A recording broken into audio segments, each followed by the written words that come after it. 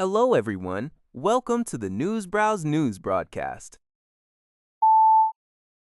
UPI reports that the United States has begun warning its European allies, including the United Kingdom, Poland, Norway, and Estonia, about impending delays in weapons system deliveries. This is primarily due to U.S. stockpiles being significantly depleted during the ongoing war in Iran. The Pentagon's warnings also indicate that Asian allies like Japan and South Korea may face similar delays, particularly for systems such as high-mobility artillery rocket systems, HIMARS, and National Advanced Surface-to-Air Missile Systems NASAMS. These shortages raise concerns about the U.S.'s ability to defend itself and its allies, potentially pushing nations to explore non-American defense options. Defense Secretary Pete Hegseth acknowledged these issues, stating that replenishing the stockpiles could take months and years, despite President Trump's call to quadruple manufacturing pace.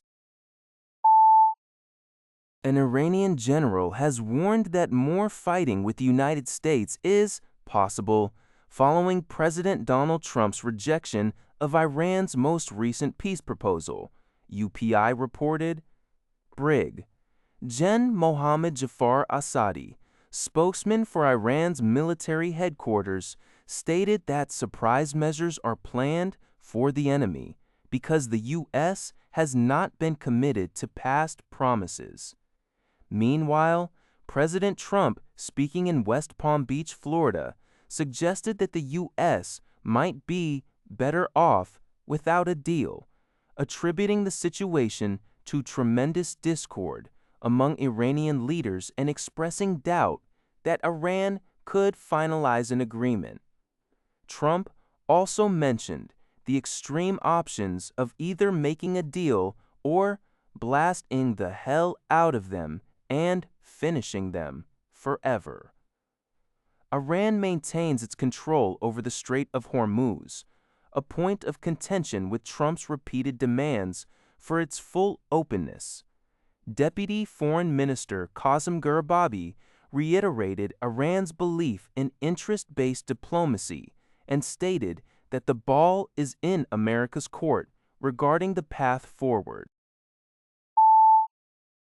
Al Jazeera reports on Israel's expanding Orange Line in Gaza, which is reportedly tightening movement restrictions across the territory. This expansion creates deadly no-go zones, significantly increasing risks for both civilians and humanitarian aid workers attempting to navigate the area.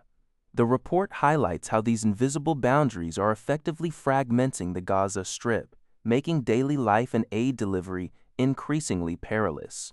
Tarek Abu Azam reports from Gaza City on the ground impacts of these restrictions. Taiwan's President Ching-te landed in Eswatini, the self-ruled democracy's only diplomatic ally in Africa, for a state visit that had been delayed due to revoked overflight clearances. According to Taiwanese officials, Seychelles, Mauritius, and Madagascar withdrew permission for Li's plane to fly over their territories, reportedly due to strong pressure and economic coercion from Chinese authorities. President Li stated on X that Taiwan will never be deterred by external pressures and affirmed the long-standing friendship with Eswatini. China's foreign ministry called Li's visit a laughable stunt and an undignified act, reiterating that Taiwan is part of China. Taiwan's foreign ministry, in turn, defended the trip as being conducted in accordance with international law and diplomatic practices. Eswatini currently lacks tariff-free access to China's market because of its ties to Taiwan. This news is reported by NPR. Thermos LLC, based in Illinois, is recalling over 8 million food jars and beverage bottles due to a serious design flaw, as announced by the U.S. Consumer Product Safety Commission, CPSC, on Thursday. The defect allows bottle stoppers to violently eject, leading to multiple consumer injuries, including 3 cases of permanent blindness. The affected containers lack a pressure relief mechanism. If perishable food or liquids are stored for too long, accumulated gas can build up internal pressure. The recall includes 5.8 million stainless King food jars, models SK3000 and SK3000 and SK3020, produced before July 2023, and 2.3 million Sportsman beverage bottles, model SK3010, all products. These items manufactured in China and Malaysia were sold for about $30 at major retailers like Target, Walmart, Amazon, and Thermos's website from March 2008 to July 2024. Consumers are advised by the Epoch Times to stop using these products immediately.